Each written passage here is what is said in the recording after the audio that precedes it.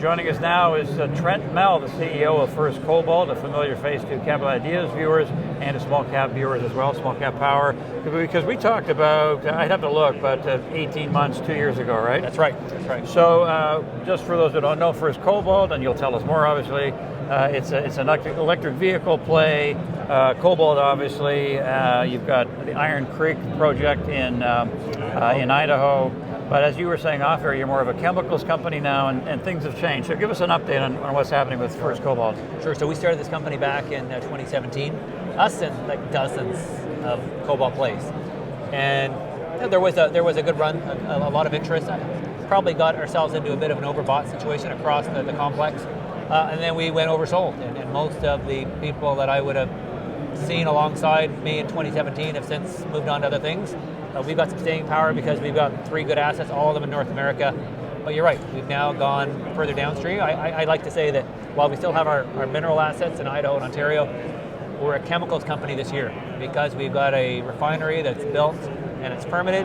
And equally important, we've got a strategic partnership with Glencore now to provide us with some of their feed. So they mine in the DRC, and they take their cobalt, they produce a copper cathode, and their cobalt becomes a hydroxide feed for the Chinese refineries.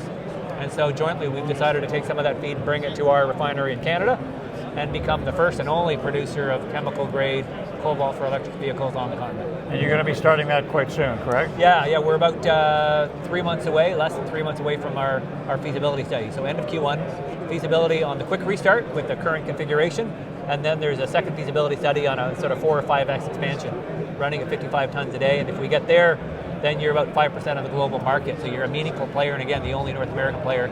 So end of March, feasibility, and then we'll conclude the commercial contract and the financing terms, and the hope and expectation is we can see first production at the end of this year, end of 2020.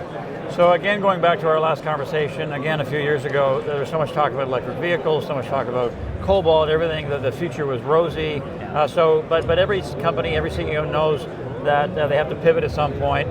So what was that realization for you, that things aren't playing out as we thought, so we have to pivot into this different strategy? Yeah, and so the conviction, like a lot of these things, the conviction hasn't changed, but timing it is tough, right? And I think the market, the whole market, myself included, we got a little bit ahead of ourselves.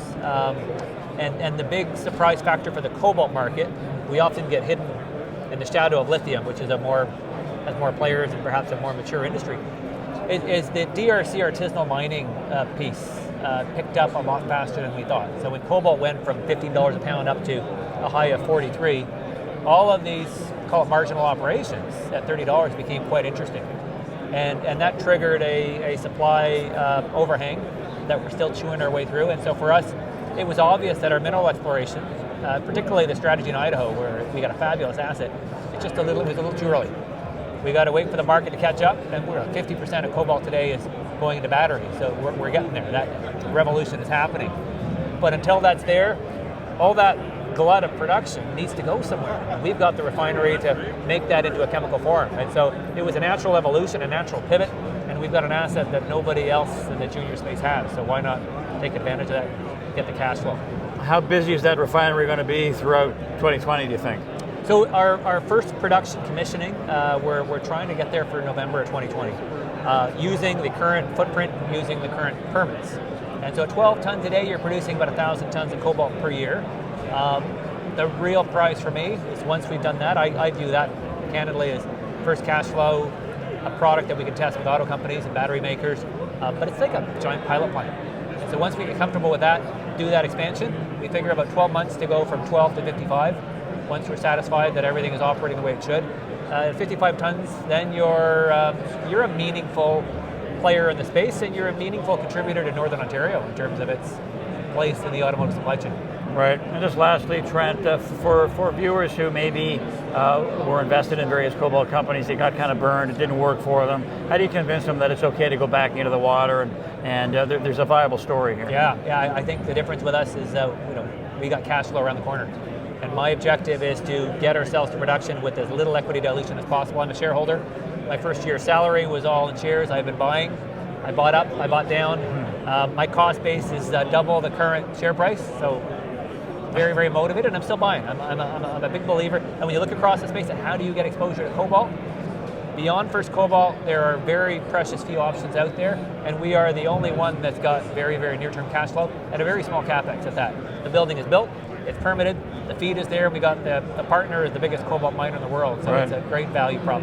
And what percentage of the company do you own, roughly?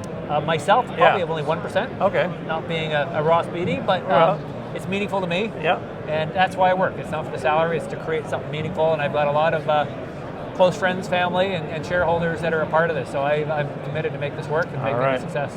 Skin of the game, we'll be watching. Yeah, thank you. Okay, thanks, Trent. Trent Mell, CEO of First Cobalt.